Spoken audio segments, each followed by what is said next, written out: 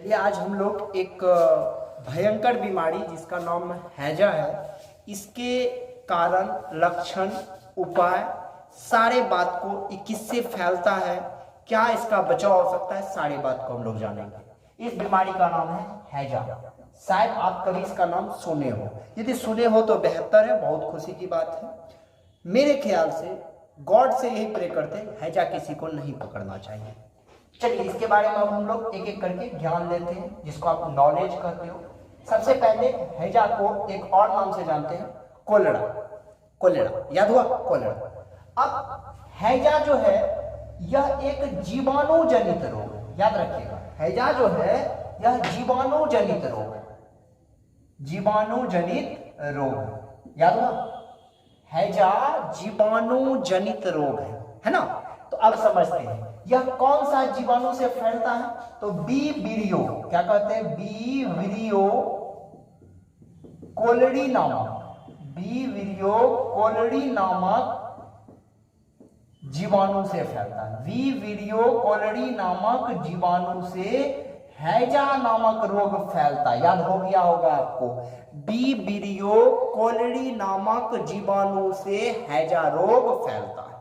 एक तो ये जीवाणु हो गया। अब दूसरा इसका बात बताते हैं, इसका फैलने का क्या कारण है, आखिर ये उत्पत्ति होता कैसे है ना, ये उत्पत्ति होता कैसे। हैजा रोग सबसे ज्यादा वर्षा ऋतु में फैलता है। आपको हम बता रहे हैं, समझिएगा। वर्षा ऋतु में होता क्या है, वर्षा ऋतु में हम लोग क्या करते हैं, ट्यूबवेल का जो है ना, ट्यूबवेल में जाते हैं और पानी एक बार दबाते हैं, ऊपर से लेकर पी लेते हैं। यदि आप किसी को पिला देते इमरजेंसी सेवा में, तो उसको आप हैजा दे रहे हैं, आपको पता नहीं है, जिसको दे रहे उसको बाद में पता चलता है हमको तो हैजा दे दिया था, पानी नहीं दिया था, हैजा दे दिया था। तो आप क्या कीजिए, वर्षा ऋतु में पानी को उबाल कर पीजिए, या ट्यूबवेल को बहुत ज्यादा चला दीजिए तब पीजिए, जिससे आपको हैजा रोग से बचाव होगा।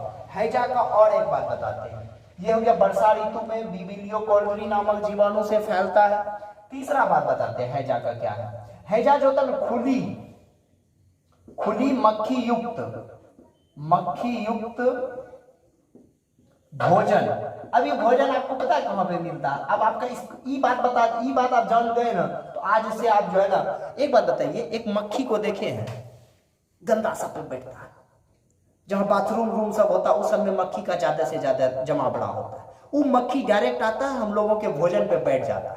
आप जो होटल में जाते हैं, वहां जो समोसा लेते हैं, उस पर देखते हैं ही बड़ा बड़ा मक्खी बैठा रहता है।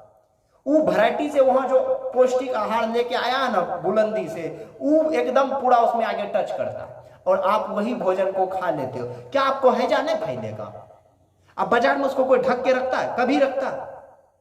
तो जो बाजार का बराबर भोजन खाता है, सबको हैजा होने की ढेर सारी गारंटी होता है। तो जो खुली युक्त भोजन जो ग्रहण करता है ना बाजार का है या घर में तो इससे ज्यादा भोजन खुला रहता है नहीं, तो उसमें कम इफेक्ट होने का बात है। लेकिन मार्केट का जो है ना खुला हुआ भोजन, उससे बहुत ज्यादा डर है, जिसके कारण हम लोग को क्या हो जाता है, हैजा रोग हो जाता है, यदि हम उस भोजन को ग्रहण ना करें ज्यादा की मात्रा में। अब देखो मक्खी वाला भोजन ज्यादा क्या करने में, सीधा सा बात जानिए ना, नहीं करना, बिल्कुल नहीं करना। यदि हम कर रहे हैं तो हम हैजा को बुला रहे हैं। ट्यूबवेल का पानी मतलब वर्षा ऋतु में बिना चलाए 10 बार पी रहे तो हैजा हो रहा है। वर्षा का जो पानी कहीं गए तुरंत पी, तो उस समय बहुत ज्यादा दिक्कत है। तो हैजा का ये सब एकदम पूरा प्योर कारण है। अब सबसे बड़ा बात, कारण तो आप जान लिए, लक्षण क्या है, जो हमको कैसे पता चलेगा लक्षण क्या है। अब बताते इसका लक्षण। जब हैजा होता है ना, तो इसमें दस्त लग जाता है। अब दस्त का मतलब क्या हो जाता है, हैजा इतना खतरनाक है, मुंह चलेगा आपका, पिछवाड़ो चलेगा, पिछवाड़ो चल रहा है और मुंह चल रहा है, और दोनों से वो एकदम माड़ के तरह, माड़ देखे हैं उस तरह से पीछे आगे दोनों से निकल रहा है, नाक बस एकदम आपके शरीर का पूरा वाटर यानी पानी ही समाप्त हो जाएगा। जब शरीर में बॉडी में पानी ही नहीं रहेगा तो आप जिंदा रह पाइएगा, पानी सारा खत्म, आगे पीछे दोनों से निकला, बचा क्या? तब डॉक्टर, इसमें एक ही उपाय, डॉक्टर साहब पानी को चढ़ाते हैं, ये आप भाग्य से ही बच सकते हो, इसे बचने का कोई चांस नहीं। तो आप खुली युक्त वर्षा ऋतु में जल को उबाल कर, इस सब से यदि आप बच गए ना, अब बच गए, हो गया, आपको कोई दिक्कत नहीं। हैजा को होने ही ना दो। इसका लक्षण समझ में आ गया होगा आपको, बहुत खतरनाक लक्षण है ना। लक्षण समझ में आ गया क्या है, आगे पीछे दोनों चलेगा। फिर क्या होगा, आपका शरीर पूरा गर्म हो जाएगा, आपका आंत को संक्रमित कर देगा, आंत को बर्बाद कर देगा, पूरा आंत वो मतलब नहीं होता है एकदम बर्बाद करके रख देगा। आंत को सबसे ज्यादा संक्रमित कर देता है, फेफड़ा, समझ में आ गया, बर्बादी कर देगा।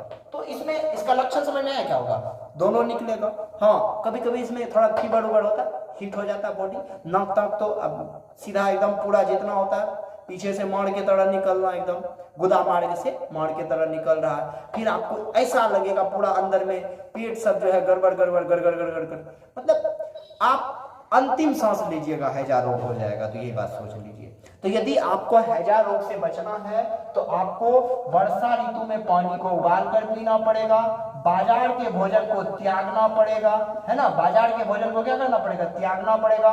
वर्षा ऋतु में जल को उबाल कर पीना पड़ेगा, है ना। और कहीं भी जाए तो भोजन को हमेशा ढक कर रखें, पानी को ढक कर रखें, है ना। अब देखिए, अब कहिएगा कि इसमें सर एगो रोग जो है ये तो लक्षण हो गया कि इससे फैल रहा, ये हो गया। सर एगो बात बताइए, दवाई कोनो लिखा दीजिए। इसका एक ही उपाय होता है, जब इस कंडीशन में होते हैं ना लोग, उसको पानी, जिसको सलाइन कहते हैं आप, वही चढ़ाता है, क्योंकि बॉडी का सारा पानी ही समाप्त हो जाता है। इसका एक ही वही दवा है, दवाई से इसको जल्दी ठीक नहीं कर पाइएगा। डॉक्टर भी इसमें असमंजस में पड़ जाते हैं, उम्मीद कम रहता है जो लोग इसमें बचते हैं। समझ में आ गया कि नहीं गया। तो भगवान से हम प्रे करते हैं, गॉड से प्रे करते हैं जो कभी किसी को है जाना हो। एक ही इसका उपाय है, जाइए पानी चढ़वाइए, बॉडी में पानी की मात्रा को बना लीजिए, तब जाके आप ठीक होगा। ये रोग सबसे ज्यादा फैलता भी किस ऋतु में, तो वर्षा ऋतु में। शायद अब यदि कोई भी कंफ्यूजन हो तो कमेंट बॉक्स में आप करें, आपको समस्या मेरे ख्याल से नहीं रहा होगा। तो हैजा रोग यही है, आप अपने परिवेश से बचें, परिवेश को साफ सुथरा रखें, गंदा ना रखें। गंदा रखिएगा तो आपको हैजा हो सकता है, गंदगी में ये सब रोग ज्यादा फैलते हैं। समझ में आ गया कि नहीं आ गया। तो चलिए धन्यवाद, मिलते हैं नेक्स्ट वीडियो में, तब तक के लिए बाय बाय।